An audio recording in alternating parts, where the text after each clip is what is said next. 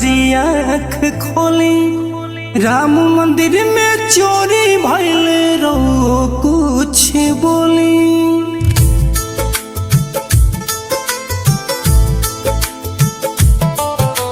धर्म पे उंगली उठा ताटे तीसरी आँख खोली राम मंदिर में चोरी भइल रो कुछ बोली। पाप बढ़ल जाता इतना रोया जोती पाप बढ़ल जाता इतना रोया जोती।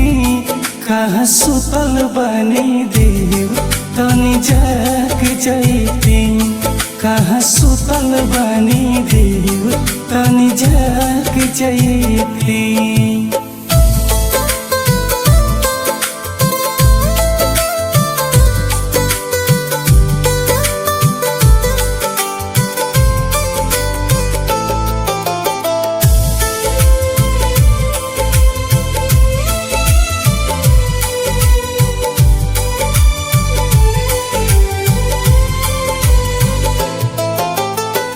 केहू के छुआला कैसे हो निषुध जी केहू के छुआला हो जाने अशुद्ध जी।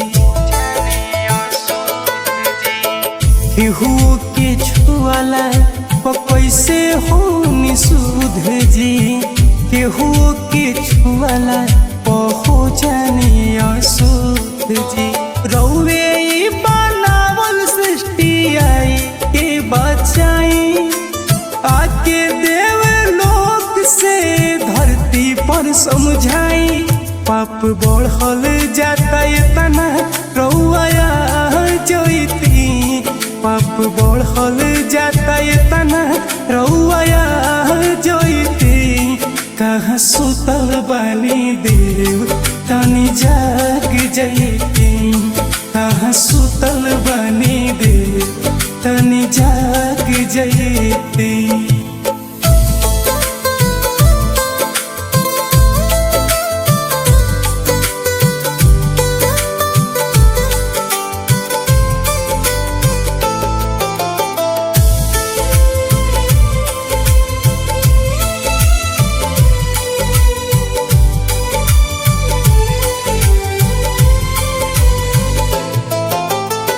सृष्टि के चालक बनी रौवे त्रिपुरारी विवेक बोलावो तरौआ पधारी।